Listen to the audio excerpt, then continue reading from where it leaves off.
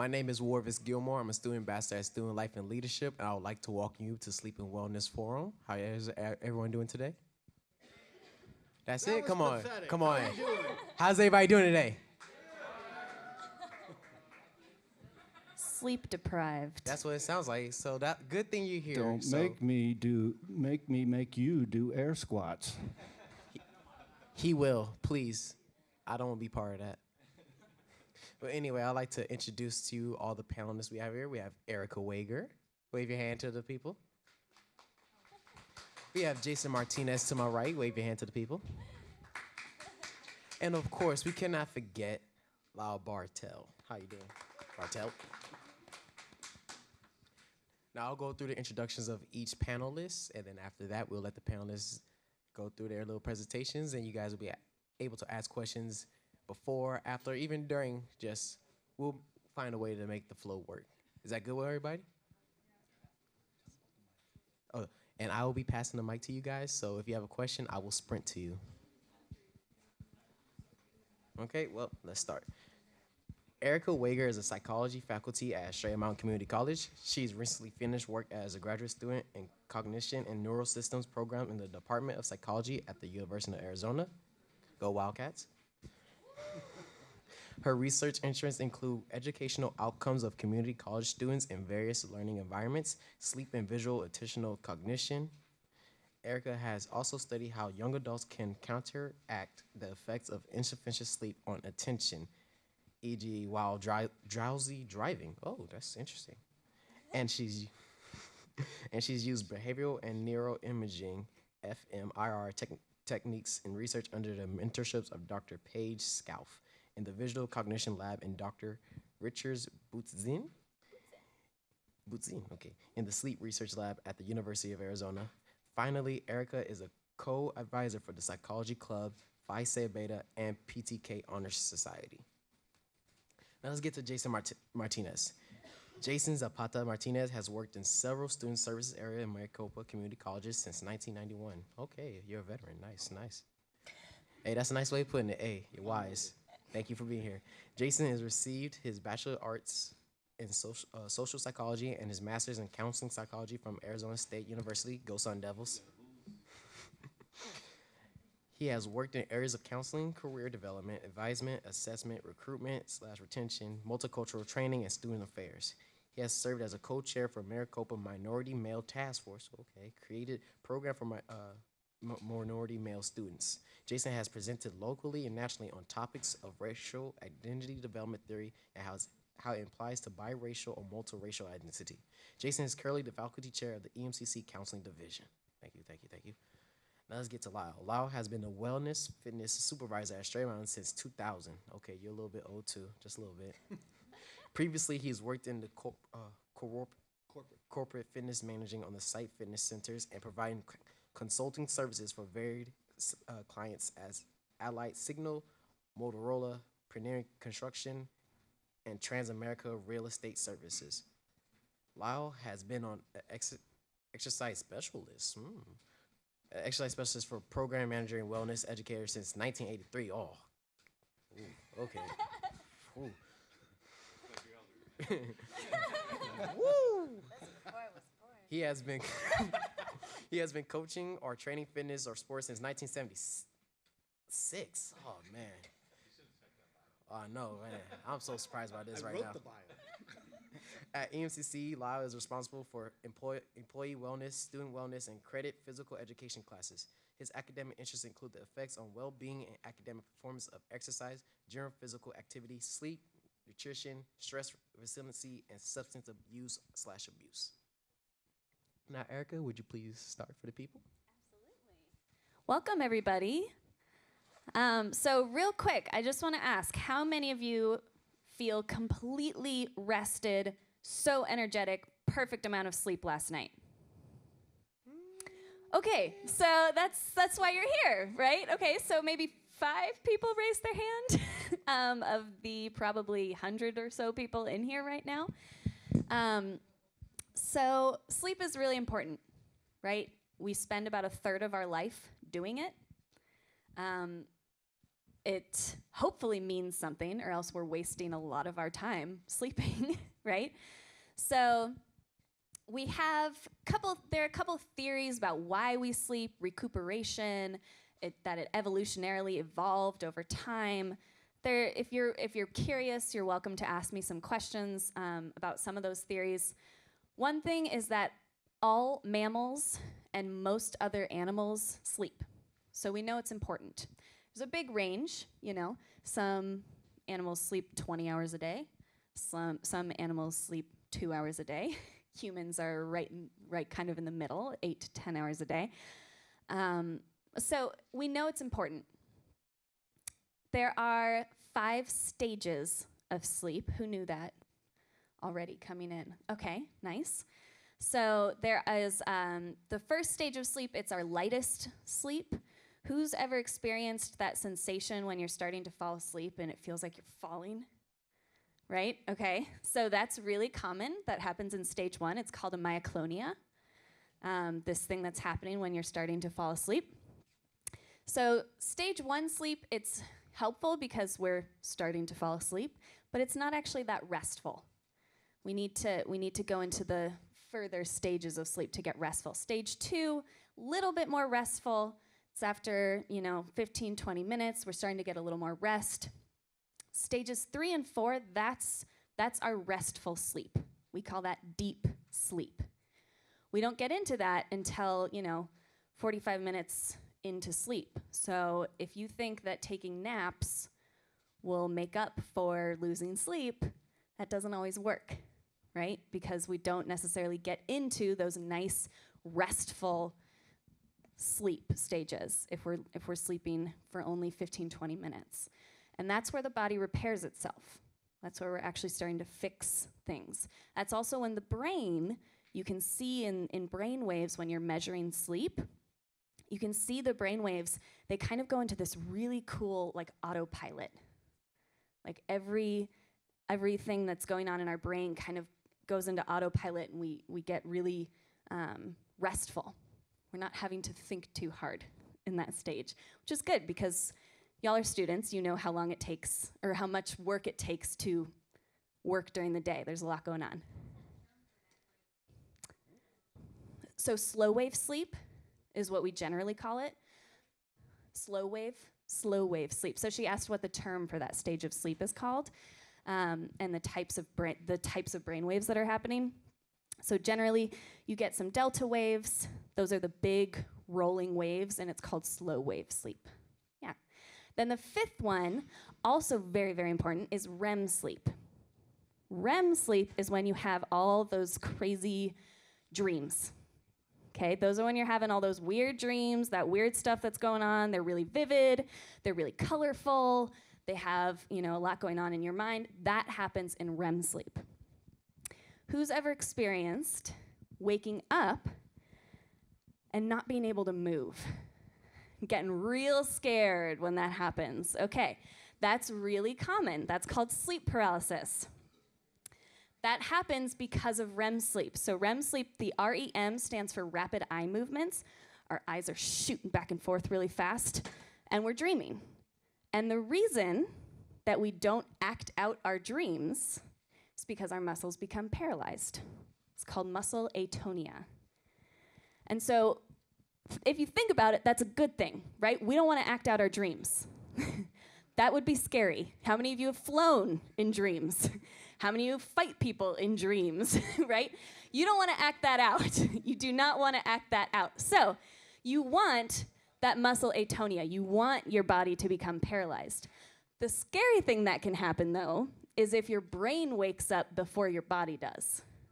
And that's when you have sleep paralysis. That's when you wake up and you can't move, and it's scary. Suggestion, move something small. Try to move your pinky. Okay, that'll get you out of it a little faster. Muscle paralysis, so that's what we talked about already. Sleep paralysis, this is actually an artist's depiction of his sleep paralysis. People tend to hallucinate really scary things in the room when they get that sleep paralysis. Sleep deprivation, so he asked what sleep deprivation is. You will actually get into that a little bit more. later on. But it happens when you don't get enough sleep. And that's most of you right now in this room are probably experiencing that. And then I just wanted to touch on one more thing with sleep and age. So sleep changes a lot as we age, as it turns out.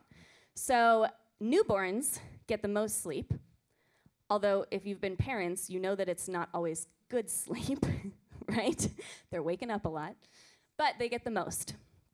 And actually, after that, it just goes downhill. Children get really, really good consolidated sleep. Those of you that have had kids, you know their head hits the pillow and they're out, right? And they're out for like 12 hours. It's great. It's great for parents. They really sleep. Teens need more sleep than they get. So teens are supposed to get 9 to 10 hours of sleep. How many of you got 9 to 10 hours of sleep as teenagers every night?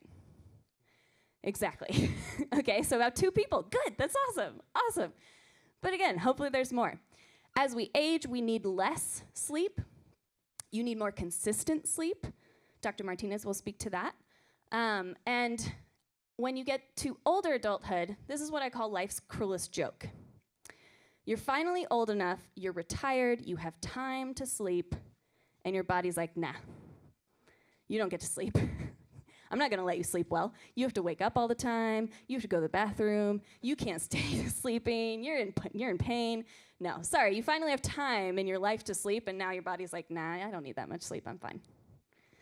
Right, so just as we're talking, consider how important sleep is. You'll hear about it even more as we get more speakers going, but if you have any questions afterward, also feel free to find me. Again, my name's Jason Martinez. I'm Division Chair of Counseling here at the college, and I see a lot of you when you haven't had enough sleep. Dun-dun-dun. So I'm going to talk about a little more. Erica talked about the cycles of sleep and what it should be like when you do sleep. I know a lot of you guys are stressed out with your workload and all kinds of other stuff, and your minds, some of you are just thinkers and you can't turn your mind off, and even though your body's done, your brain doesn't turn off. I'm one of those people. So we're going to talk about what happens when you don't get enough sleep because you're just not getting the right sleep, or you're literally not getting any sleep. So there's lots of well-documented effects. It impacts mood, drastically impacts mood, and performance. And over a long period of time, it can cause some real personality issues, some issues with relationships, and your mental and physical well-being over a long period of time. So 1 in 3 of us suffers from poor sleep with stress, computers, taking work from home, taking stress home with you, not resolving things during the day, not completing tasks during the day. That affects how you sleep. Regular poor sleep puts you at risk for serious medical conditions. Your body, when it is asleep, is actually going through a healing and regeneration process.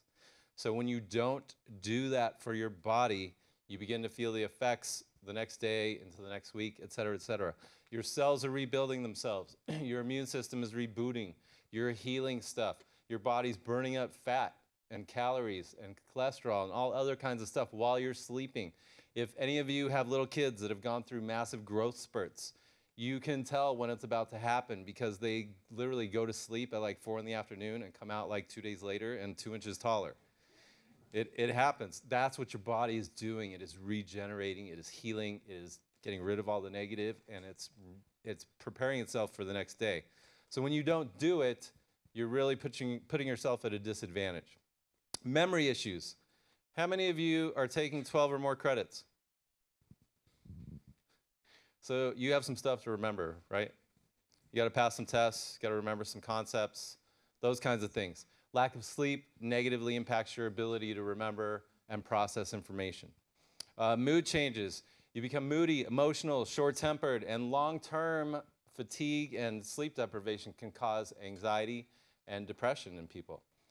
So it's not something to be taken lightly. Okay, sleep, so you have to think of sleep as an actual workout. It's something that you need, your body needs, and your brain needs.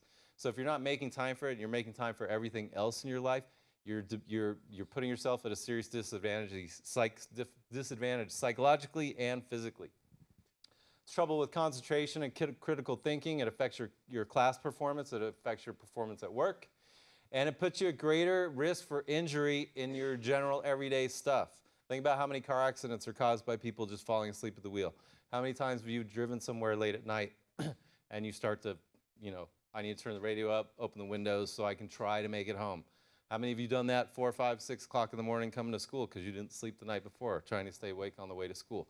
Those are dangerous situations, okay, for you and everybody else.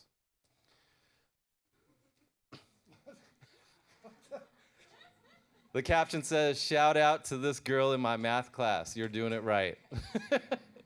When you are so fatigued and so desperate for sleep, this is what will happen to you. You will literally just collapse wherever. Not the most comfortable place to sleep. Most of us need about 8 hours of good quality sleep. A lot of research suggests 8 to 10. Some sports research on athletes suggests 7 to 9 for peak performance, but that's also supplemented with naps. Now, I know naps sound like they're for kids or old people. I'm telling you, there's a lot of power in a wolf nap. I call them wolf naps, like 20 minutes. There's a lot of research in athletes with 20 to 30-minute naps in the middle of the day, and it increases performance significantly, physically and mentally, and critical thinking skills increase with naps as long as you're getting your solid sleep at night.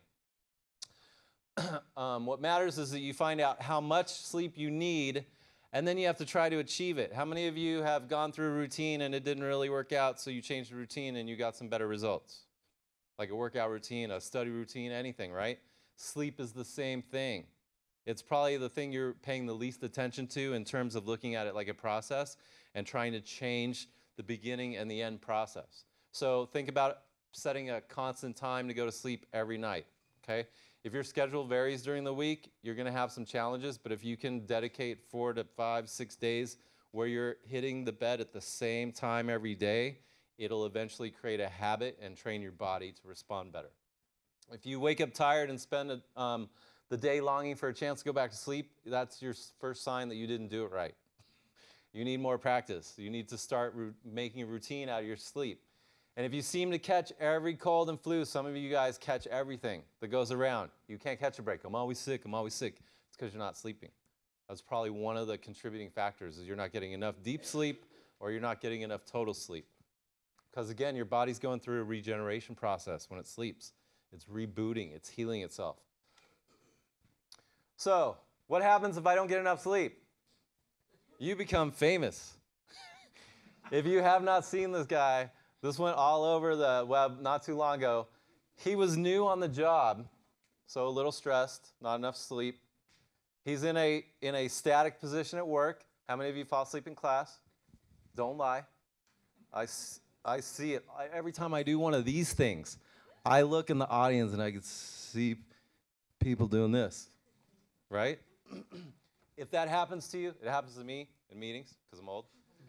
When it happens to me, I just stand up. It's not a disruption of the class. You're still you're in tune, but it forces your heart to start pumping a little harder, forces you to hold your weight up on your legs, and it starts your circulation process, and you begin to wake up. So if all you got to do is stand up to stay awake, do it. It works. So this guy fell asleep at work.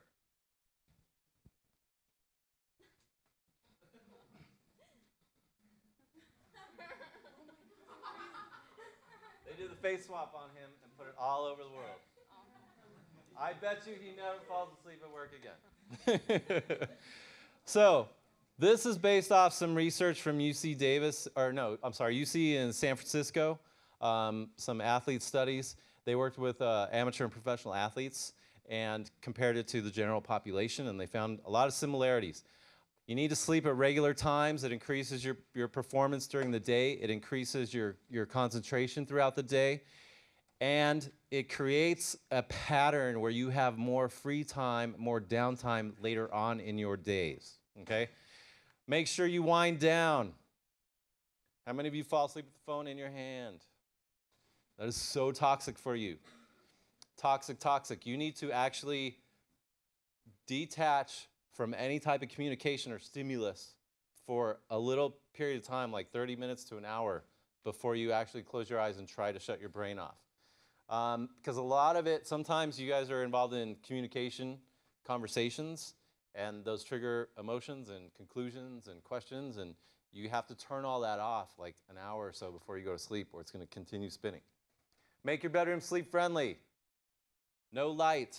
LED lights are horrible. The little green light on your Apple TV, the little LED light on your phone, whatever it is, it's bad for you. It's bad for you. Some of you can perceive it even through your eyelids. It bugs people. Make your room as sleep-friendly as possible. If you're the person that likes to be in a cave with 30 blankets on top of you and the fan blowing on you, make it that way. If you're the person that hates blankets and you need like street lights shining in the window, make it that way. Whatever works for you, make sure that that's how you sleep. And make it a habit. Caffeine. Caffeine, caffeine, caffeine. Caffeine, caffeine, caffeine, caffeine, caffeine, caffeine. This is mine. So I've had to learn, I have to stop drinking that like by 2 o'clock in the afternoon, or I'm still up at midnight. So some of you are more caffeine sensitive than you realize you are, and you should try detoxing from caffeine and watch what happens. You'll crash first, but then your body will start to respond much better. You'll have more stamina. You will go longer throughout the day, and you won't crash as much. Power naps. Again, University of California, San Francisco did tons of studies. 20-minute nap in the middle of the day is amazing. I have tried to do this. It's very powerful. If you literally just close your eyes, I don't even go into a deep sleep. If you close your eyes, I can still hear, and I'm not completely in a sleep, but I'm almost like in a trance. 20 minutes, I can get up, and it feels like I literally just woke up for the day. Try them. Try meditating. Any of you actually have the ability or tried to meditate? That's another powerful way to kind of trick your body into the regeneration process. So part of the sleep process involves waking up. How many of you are on this 1 hour no talking when you wake up thing? Like no one's allowed to talk to you for a while after you wake up. That was good. Okay, so think about waking up. How many of you wake up with an alarm clock? How many of you can wake up without the alarm clock on time? Oh, on time? How many of you do not need an alarm clock to get to work or school on time? That's crazy. Okay. That's an example of intention. How many of those people that raised your hand have to be at work or school before noon? So the people that can get up without an alarm clock, that's intentional. You are purposefully getting up to do something. You are not being kicked out of bed when you weren't ready to do a bunch of stuff. You're intentionally getting up. That's an intentional decision, and it impacts the mood for the rest of the day. It actually increases productivity. It increases your performance, and it frees up a whole lot of time at the end of the day. Scientists suggest you get up between 4 and 6. Jason, we have a question. Every day. Yeah. Question? Like, how come when you like go to sleep? I don't want to use it. How come when you go to sleep and then you wake up you can take like a 3-hour nap, wake up, and then fall asleep again at night with nothing going on. Wake up at the same time, even on the weekend, knowing that you can sleep in. Yeah, that's not my question. That's a biophysical, That's question. it's called our circadian rhythm. Mm-hmm. So circadian, how many of you know what the word dia means in Spanish? What's it mean? Day. Circa, what does circa mean? About, right? So it's our rhythm that's about a day long. So our circadian rhythms are these amazing things that they're organized. It's called the suprachiasmatic nucleus. You don't need to know that word because I know it sounds made up, but it's in our brain and it reacts to light. And so we have all these things that tell us what time of day it is, including social cues like clocks, when we're eating, what time it is, and our body responds to those cues. And so even if we went to sleep at 2 a.m. last night, we might still get up at 8 a.m. because we're used to it. Right? So our body, our circadian rhythm is like, okay, it's 8 a.m., that's when I get up. That's why things like jet lag really throw you off. Shift work, how many of you have had to do shift work before? How much did it suck? Right? It sucks. It's really hard because your body has a rhythm it wants to follow, and if your cues all of a sudden are off of what your body wants to follow, it'll throw the whole thing off. I was gonna say that, so for example, if you have like a night routine to get ready for bed, does that like also trigger that? So your body just automatically gets tired? Yeah, you're conditioning, by going through the motions, you're conditioning your mind to preset itself to begin to go to the sleep process. Again, my name is Lyle Bartelt. I manage the fitness and wellness program here at Australia Mountain. Erica's job was to inform us about sleep and continue as questions come up. Jason's job was to scare you a little bit, maybe a lot, about the things that can happen if you don't have, go ahead and pull it up, adequate sleep. My job is to give you hope and reassure you that there are practical things you can do in order to get better sleep. Before I get too much into that, we'll take a question here. Okay, so I've been in Arizona almost 7 years, and every time the time changes everywhere else, my body, I didn't know what time it was on Sunday. I was so confused. How long will it take my body to get out of that?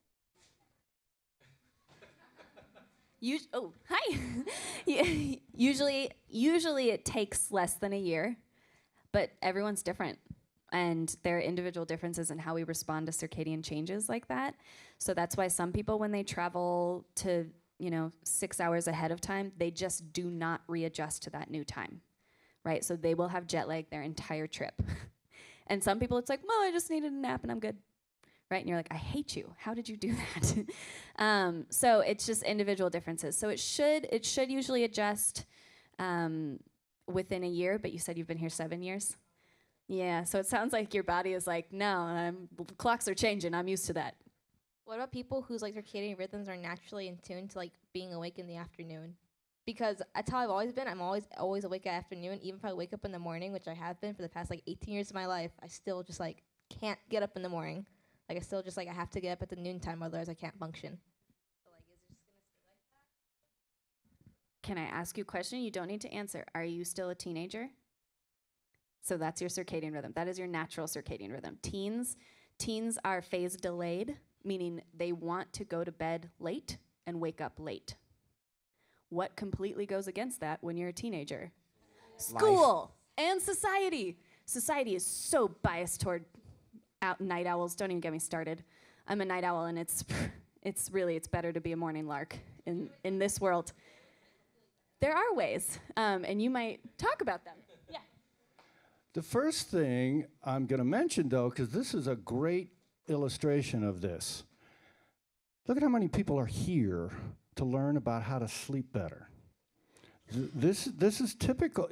I've been speaking in classrooms for about 4 years about a variety of preventive wellness habits, including sleep, which means for the last 4 years, in any given fall or spring semester, I get in front of somewhere between 1,000 and 1,300 students. And I always ask them how many people feel well rested, and I get about 1% that say that they're well rested by a show of hands. So that means two things. Number one, all y'all need to be more intentional about getting better sleep. And number two, we as an institution, quite frankly, have to start considering very carefully how we are facilitating healthier habits among our students and our employees, because as employees, we are leaders and facilitators for our students. So there's some important issues here that we need to think about. I know that it's important to sleep, but sometimes I feel like for most people it's not possible because some of us have work, some of us has chores, some of us have school, and we have to like study. So there's no time to sleep. That's a great segue. Your check's in the mail.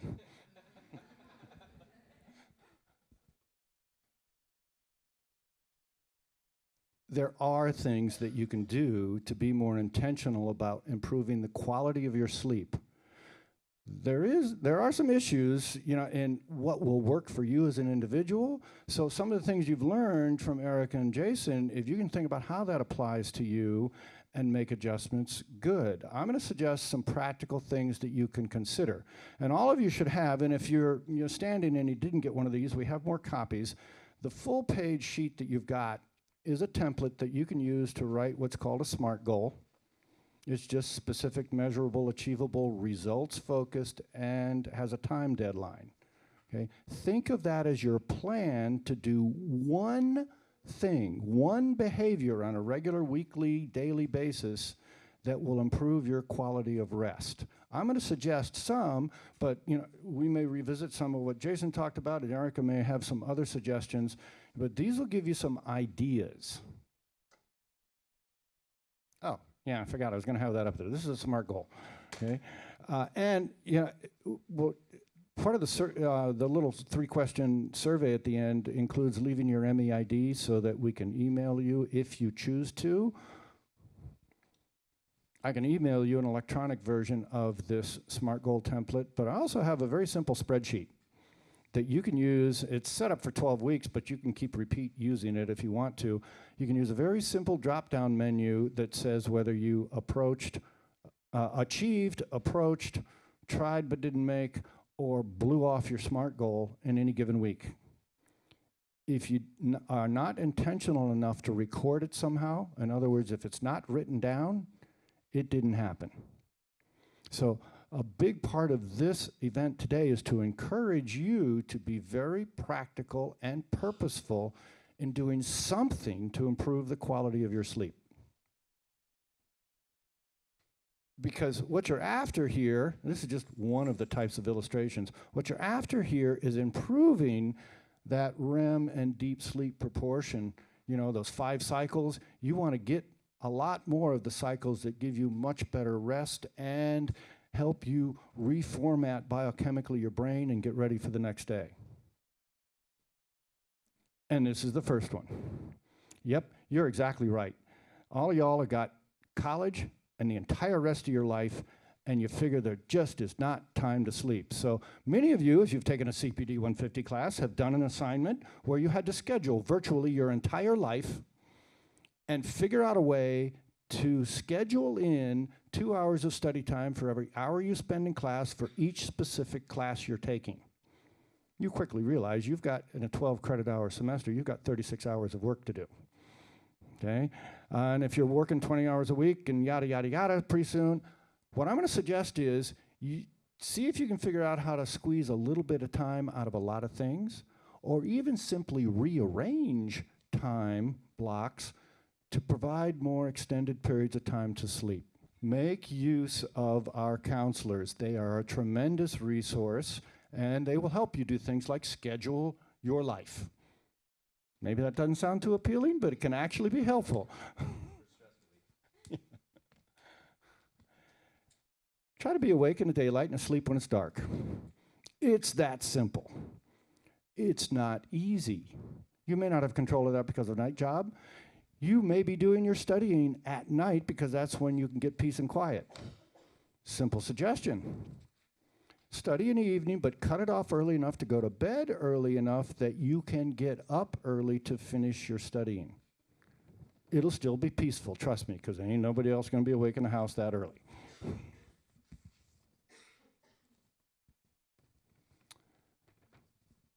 Erica mentioned infants and sleeping.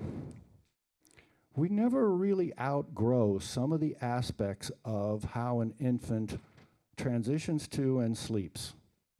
Okay? Think of yourself as an infant, and your sleep transition routine can follow the same basic pattern. What do we do with a baby to communicate to them that it's time to go to sleep when they can't talk and they don't know what we're saying? We have a consistent routine.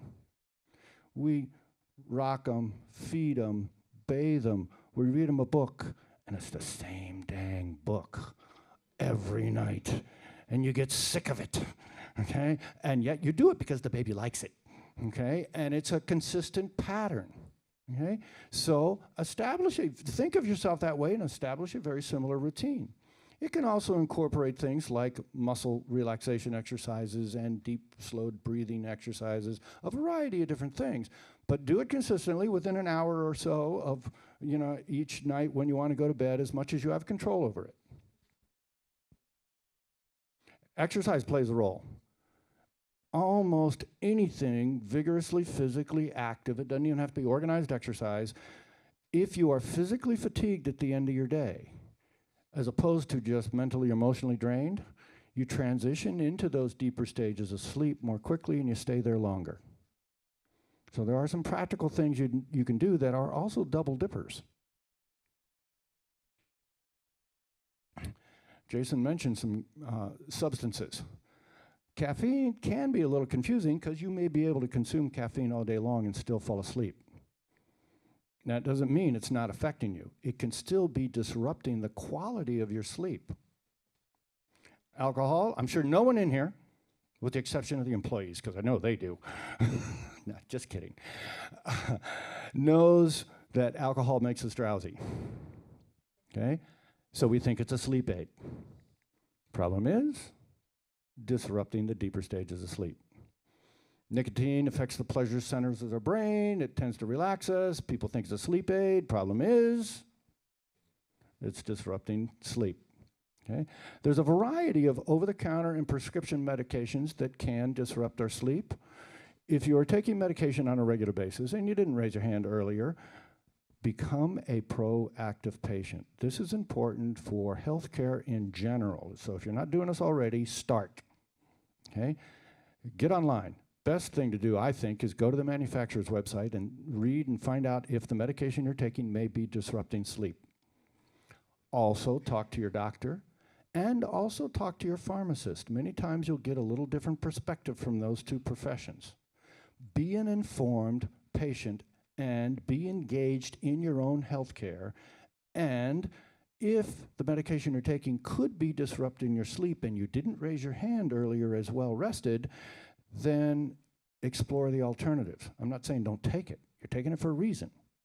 But figure out if dosages might be adjusted, if there's a different type of medication for the same issue that may have less impact on sleep. You want to be well, so don't depend on the medical profession to automatically give you the best choice for you. So, to recap, remember, you want to maximize your sleep cycle as best you can. You want to find a way to schedule enough sleep for you. You want to be awake in the daylight and asleep when it's dark. You want to have a consistent transition routine within about an hour of the same time every night. You got to be physically active for a whole bunch of reasons, including how it promotes sleep. And, oh, by the way, if you graze throughout the day in smaller snack kind of meals, then you can have a light carbohydrate, easy protein, not a big heavy meal, fairly late in the evening, and actually tends to promote better rest. And watch out for your substances. So thinking about those kinds of ideas, number one, this is the time now that we've had a number of questions already. If you've got some concerns, some questions, you want to get more information about something, this is your time. Rorvis back there has a mic. We would like you to speak into the mic so everybody can hear your question, and then any one of us will take a shot at answering it. Can I just readdress? So the question about, we have life, we have time, we've no time, we have kids, we have family, we have school, we have work. It's so true. But you have to think of sleep like a basic physiological need. You don't brag when you haven't had enough water, right? You're not like, ooh, I'm running on so little water today and I'm doing great. Right? But how many of you have done that with sleep? Oh, I only got 2 hours of sleep last night and I'm rocking it right now. Right? No, sleep is so important. So think about it like this. Even if you can't actually get more sleep, even if you can't get that, full 8 hours every night, for instance, make those 6 hours worth it. Cut off, electronics an hour before so that you get into those deep stages faster. Make your bedroom comfortable. We talked about this. So, and the thing is, and I know you get so worried about getting stuff done, studying, all that stuff, you need to sleep to retain information. So if you're trying to pull an all-nighter for a test the next day, guess what? You're not going to remember the things you tried to learn because sleep helps you get that. So it's less about, you need to make 9 hours for yourself or else, and it's more about, okay, if I sleep, I'll still study. I still need to study for an hour, but I don't need to study for 3 hours and not sleep. Hopefully that helps. There's So I was just wondering, does it interrupt your sleeping patterns if you work out late at night, like before bed? Yes. That's So how it's usually suggested that you don't work out 2 hours or less before bedtime. And if you do, maybe. Well, just end your workout 2 hours or longer before the time you're actually trying to transition to sleep. Because, metabolic rates are elevated and, all kinds of things are going on that makes it tougher to transition.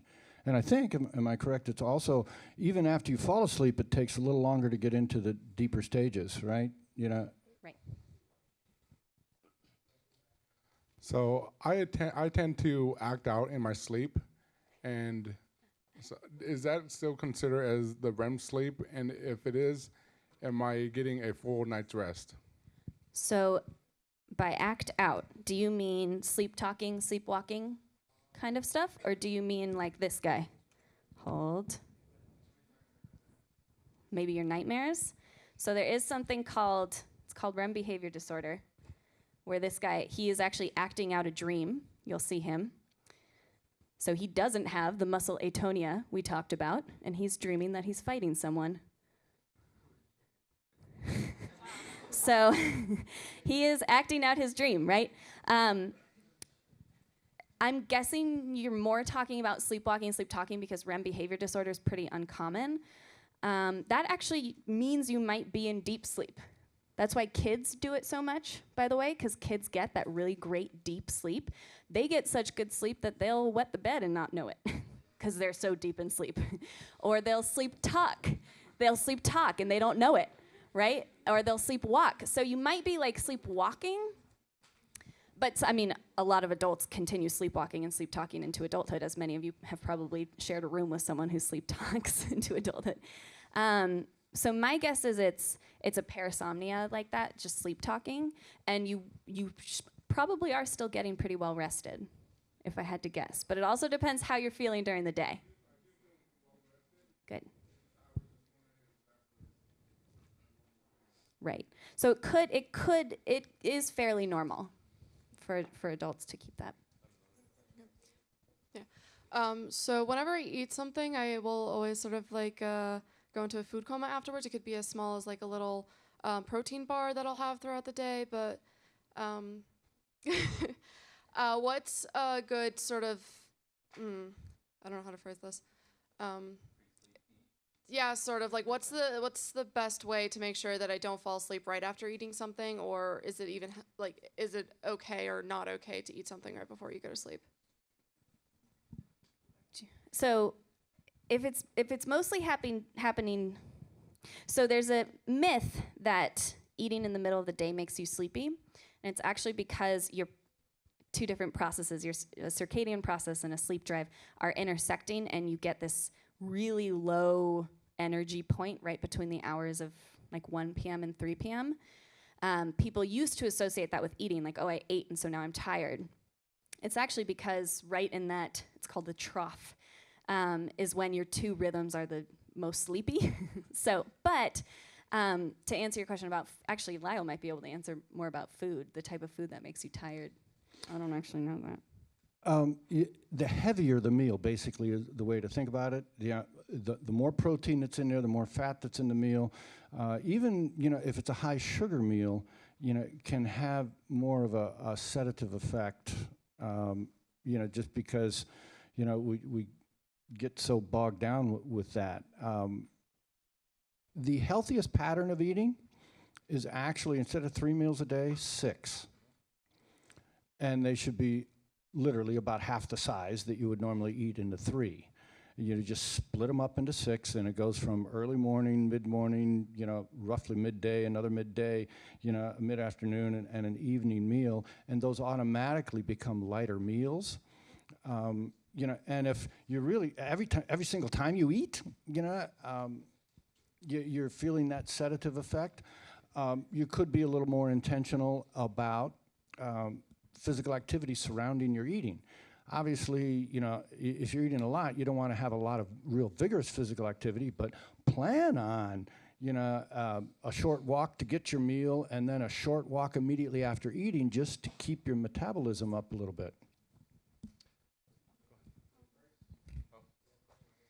Okay, so something that I heard was that your brain is kind of always on record, subconsciously or unconsciously. Is that true?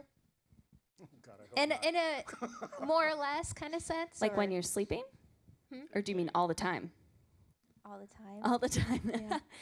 Yeah. Well, so definitely when you're sleeping, your brain actually, those big, nice delta waves are your brain replaying the day and helping you consolidate the memories that you need to remember, and it actually helps your brain forget the things that it doesn't need to remember.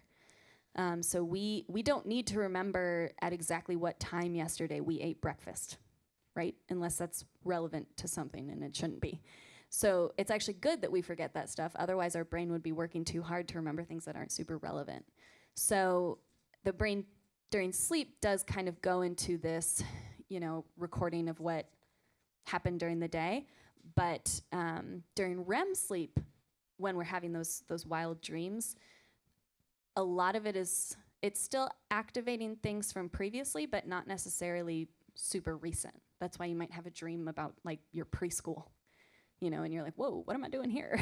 Okay, been a so while. then binaural beats, how beneficial is that to your brain waves and syncing?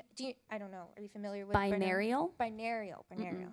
You're not familiar? No, I with haven't that? heard of that. Oh, never mind. You've heard of it? There's lots of technology like the binaural waves and a lot of auditory stuff. If you go on your Play Store and look for apps, for those of you that can fall asleep no problem, but you have trouble staying asleep all night, you should probably detox during the day. No caffeine, lots of water, those kinds of things will help. For those of you that have trouble falling asleep initially because your mind is spinning or you keep thinking about stuff that happened during the day or you just can't turn it off, there are apps in your phone they're meditative. There's a lot of binaural beats apps. There's sound waves. There's certain rhythms, certain sounds that will actually put you to sleep.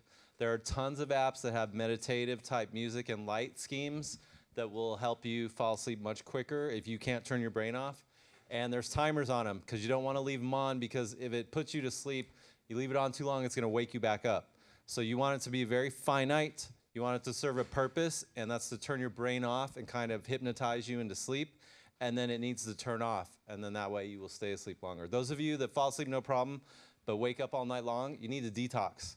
It's either caffeine, chemicals, something with your diet, something like that. So those are two kind of different categories of sleep problems.